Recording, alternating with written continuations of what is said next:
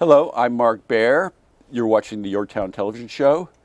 I'm with my old friend, longtime friend, Kim Lawson from Fashion Trade Boutique. Yes. So let's first of all just start, explain what Fashion Trade Boutique is. Okay, we'll get right to it. Yeah. Well, just prior to 2020, I decided to have a career change without knowing what was going to be going on in the world. I used to do behavior therapy, and I shopped at this wonderful retro store in Monterey called Fashion Trade. And so when I went in there, and I just became friends with the lady that worked there. She actually had a child with Down syndrome, so we bonded at a deeper level. Anyways, one day I went in there and she said, "I'm selling the store, I'm closing down." And I said, "Wait, you do such wonderful things here. I want to get involved. Let's talk." And so we talked over the course of about 6 months, and just trying to see if this was going to be a good fit for both of us, and it turned out to be.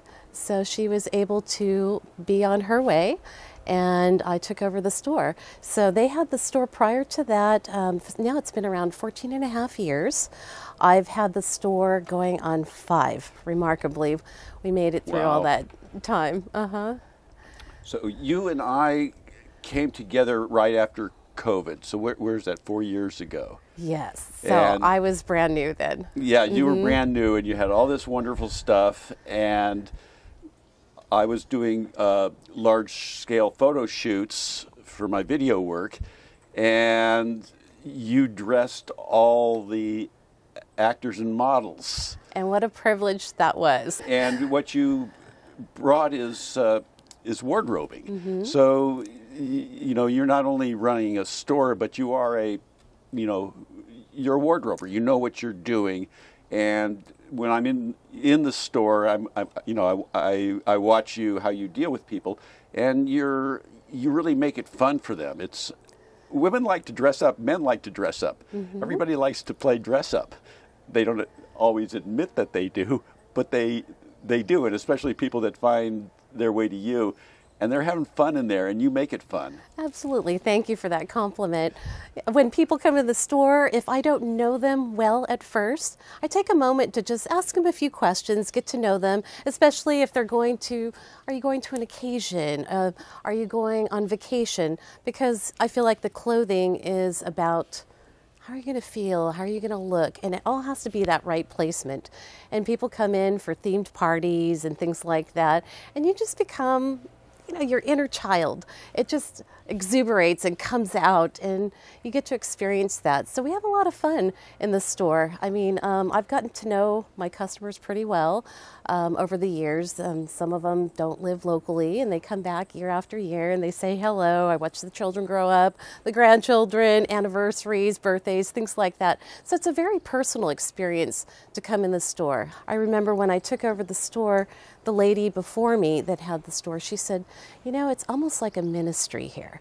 You really just get to talk to people on a one-on-one level, and you really get involved in their lives, and I found that's true. And so, yeah, with that experience and the wardrobing, oh my goodness. So, I mean, just post 2020 and being a new business owner, first time I've ever had a business, it was Darren LeVecchio that he was a friend of mine, and he would do some photographs. We would do small things to uplift each other in that hard time that everybody was going through in the world. So, and then he brought me Zoe. Yes, and then he connected us. Yeah. And then it just blossomed from there. Yeah. We just met so many fantastic people from all different walks of life. Yeah, it was really, because we did this over, you and I have been shooting over 4 years. Yes. And it's been a love affair between wardrobe and model and camera. Because what's kind of unusual about what I do is I'm working with so many photographers at once. Usually there's one photographer on the scene. I'm not comfortable unless there's 10 photographers on the scene. Absolutely. It's a paparazzi moment. And the hats and the adornments and the clothing, and it becomes a real love affair between everybody involved. And especially over time, and everybody depends on each other. And everybody ends up looking pretty fabulous. Right. And you're a big part of that ingredient. Thank you. It's been so much fun. So let's talk about you in the community a bit. I got involved in the Rotary Club. So I moved back from Virginia Beach, and I just thought, I grew up in Salinas, and sometimes the reputation of that town has kind of shifted, but I know for a fact there's a lot of good people doing a lot of great things, and so I just wanted to get more involved in making the difference instead of just complaining about our town, because I think it's a wonderful town to grow up in, and I'm proud of it. So a friend of mine just said, I think you would be a good Rotarian. You should come to a couple of our meetings and check it out and see what you think. And so I was really impressed. I mean, I like the fact that we have guest speakers every week, and you get to know people in your community, kind of like how you showcase people in your program. We do a lot of service projects for the community and international. So it's just been a fantastic experience for me. We've been able to help people personally, just in your own backyard, and we've done water projects like in India and Thailand, and we started back in the 60s, one of the missions were to eradicate polio, and it was endemic and pandemic back then, and now we're at a point where there may be 2 countries left that even have cases of polio. So, I mean, bravo to that, and I just feel proud to be a part of that. Speaking of Rotary, so let's kind of talk about your issues and how they came to your rescue. Okay. About less than a year back, 8 months ago, I had started experiencing some chest pain and ended up suddenly having a heart attack. Several heart attacks, and wound up in the hospital. I was on the phone actually with one of my girlfriends, and she is asking me for a style appointment, and I just said, well, I'm having some chest pains right now, and she knows I'm not one to go to the doctor or do anything, and she's like, what? I need to come and pick you up. And she did, and she saved my life, because the next day I had 2 more heart attacks while I was in the hospital. They did emergency open heart surgery, no symptoms. I'm an avid hiker.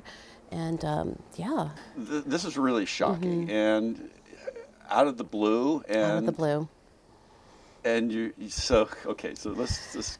So yes, and so I'm in the hospital, and really didn't tell very many people, but a couple of the Rotarians that the club I'm with, Carmel Valley Rotary, helped me out while I was in the hospital, and they knew I was worried about my store. I mean, it's just, I'm the only one there. So they said, please just get well.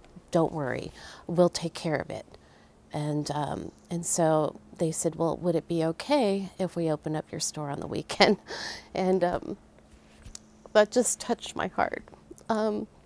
Just the love, you give service. The whole motto of Rotary is service above self. And, I'm an avid volunteer. I've been president of my Rotary Club, things like that. But, you don't expect anything back. These people were just so generous to me. They rounded up volunteers, and they did it gleefully. And 4 months later, I was back. So it's just a huge thing. And you have recovered. But this is shocking, and what did you learn about this to let other people know? Yes, I know, because when I'm back at my shop now, and people that haven't seen me for a while, I've been able to share with them from time to time, and I tell them, I was in the hospital, I was gone, my apologies for not opening the store, and you had a heart attack, you had open heart surgery, you look normal. And I said, yeah, it happens to people. So what they found out was I had a rare heart defect called myocardial bridging, and so it's where the artery actually grows towards the heart, and a muscle tissue covered it. So it was compressing that artery, and that's what was causing it. So really just a random situation. you know, I'm just very fortunate to be here, and I just don't take life for granted at all. And I share with certain people, not so much that I love sharing my story, because but just the fact that the sharing of the community coming in, that's a beautiful story, and that's amazing. That's a great testament. That part just brings tears to my eyes. That's a great testament to where we are and how lucky we are. There's to live no here. way I would be here. As far as my store, just it's really just made me grateful for my life, just everything that's happened, the people that have come, the community that came together for me. It's just been a blessing, and it's just, now I just want to just engage more in the community and delve in, and, you know, just to know that we can all make a difference in life. You've always brought a positive attitude, and you're certainly bringing a positive attitude to clothes. And what is it about vintage that you love? First off, I love history. And so, I mean, I never grew up thinking like, oh, I want to have a vintage store. But my love of vintage, how it correlates to history, and how we can bring it into the current and the future. I find that most people that come into the store, it's more of an eclectic look right now. You're not completely decked out into the whole vintage look, but at times, you know, they do. And so when people just put on the clothes that I try to get a history of the clothes when they come in. If, you know, I do consignment, so when people bring in the clothes, do you know the story behind this? Is there a connection to the person? You know, if you don't mind sharing, I would love to pass on that story. It just gains value with the person that's going to make that purchase. Let's talk about some of the treasures you found. Oh, okay. So I remember one of the first vintage pieces I got in was a hat collection, and it came from a woman's grandmother who, you know, is not no longer alive, but her treasures.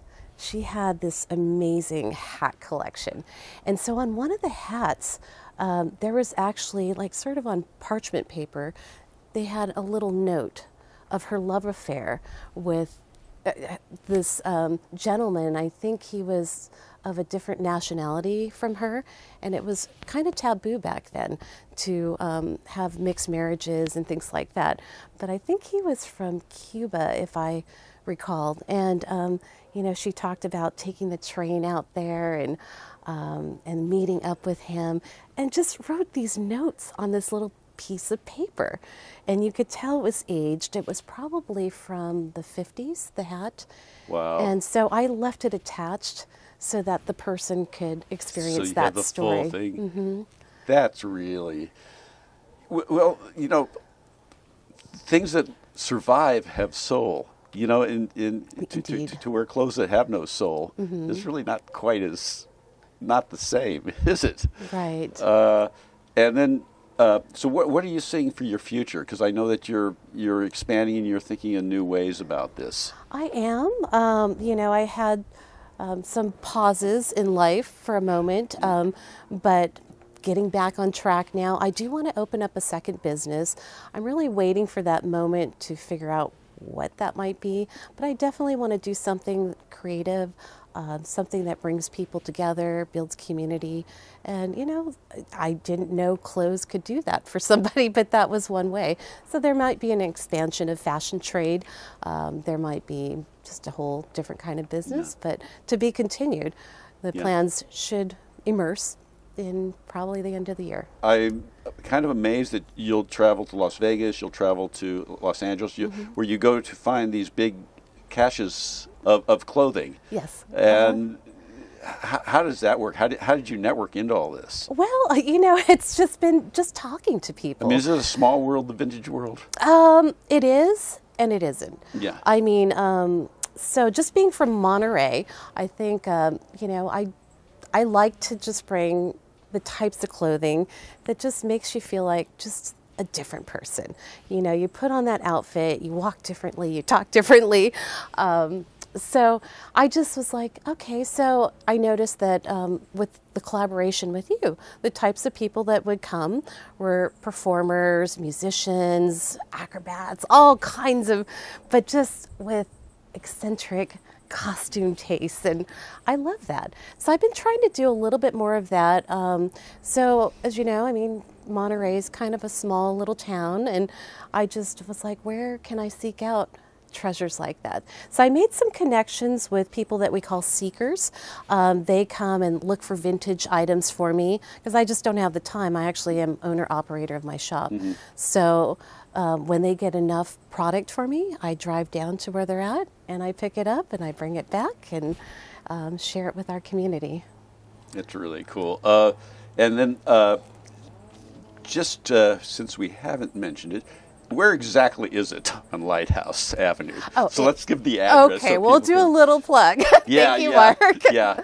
It's 554 Lighthouse Avenue. It's in New Monterey, directly across from Goodwill. And it's amazing because there's people that shop at Goodwill across the street, and they will cross the street, and I said, oh, you're risking your life to come here. But people are just discovering us for the first time. I mean, we're this small little shop.